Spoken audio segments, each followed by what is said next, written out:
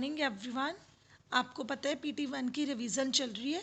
Third fourth chapter हम लोग पहले ही रिवाइज कर चुके हैं। आज सिर्फ एक शॉर्ट वीडियो है जो दोनों चैप्टर्स के हम गो थ्रू होंगे। तो मैट्रिसेस में सबसे पहले आता है ऑर्डर। ऑर्डर क्या होता है? किसी भी number of rose into number of columns. इसमें रोज कितनी है? 3, कॉलम्स कितने हैं? 2। तो इसका ऑर्डर क्या है? 3/2।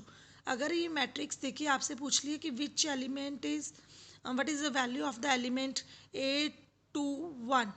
A21 मतलब सेकेंड रो फर्स्ट कॉलम यानी कि 10। तो ये चीज़ें ध्यान रखना। A21 क्या है, A11 क्या है। तो चलिए उसके बाद हम देखते हैं कि टाइप्स ऑफ मैट्रिसेस में था column matrix, row matrix, square matrix, diagonal matrix, scalar matrix, identity matrix, zero matrix. उसके बाद इक्वालिटी ऑफ मैट्रिसेस था। दो में एलिमेंट मैट्रिसेस इक्वल कब होते हैं? जब उनके आपस में एलिमेंट्स भी इक्वल होते हैं। फर्स्ट के, सेकंड के, थर्ड के, फोर्थ के। तो ऐसे हम कंपेयर कर लेते हैं इनको। अब अगर XYZ की वैल्यू निकालनी है तो क्या करते हैं? A11 B11, A12 B12 सारे इक्वल हो जाएंगे और यहाँ से वैल्यूज़ आ जाएंगी। उसके बाद एडिशन करते हैं।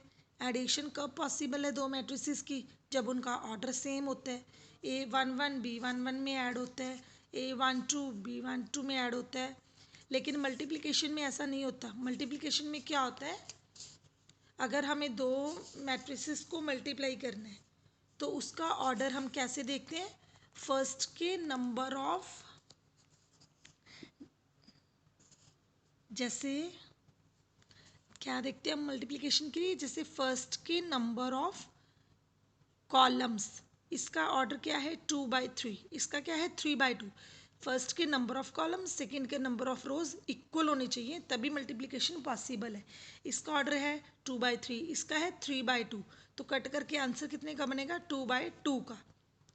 तो ये चीज़ें आपको ध्यान में रखनी है। A और B गिवन है, AB फाइंड करने। Transpose of matrix, change rose into columns and columns into रोज। अगर चेंज करने के बाद दोनों इक्वल आ गए फिर ये क्या हो जाता है? सिमेट्रिक। अगर नेगेटिव का फर्क आए, माइनस बाहर ले लें तो वो बन जाता है A' इक्वल टू -A बन जाए तो स्क्यू सिमेट्रिक। अगर कुछ भी ना हो तो वो ना सिमेट्रिक है ना वो स्क्यू सिमेट्रिक है। उसके बाद आती है डिटर्मिनेंट की बात। डिटर्मिनेंट क्या होता है? Value of the matrix.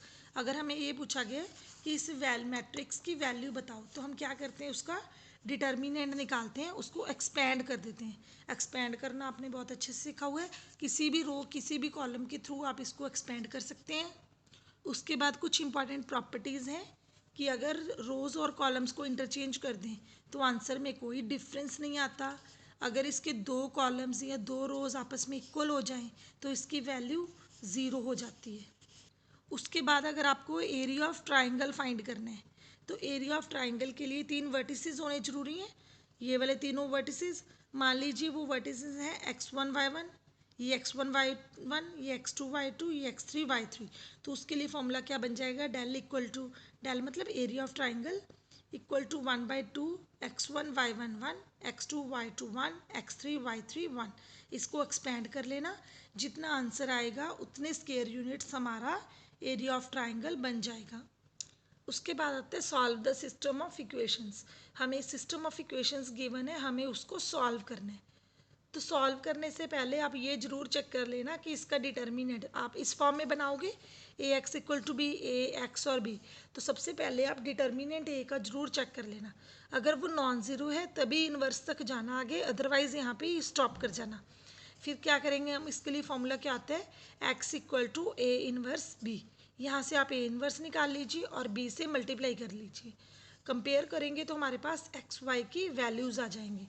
अब देखिए यहाँ पे बात थी कि अगर ए डिटर्मिनेंट A 0 बन जाए, अगर तो डिटर्मिनेंट A नॉन ज़ीरो बन गया तब तो हमारा सम ऐसे ही कंटिन्यू करेगा।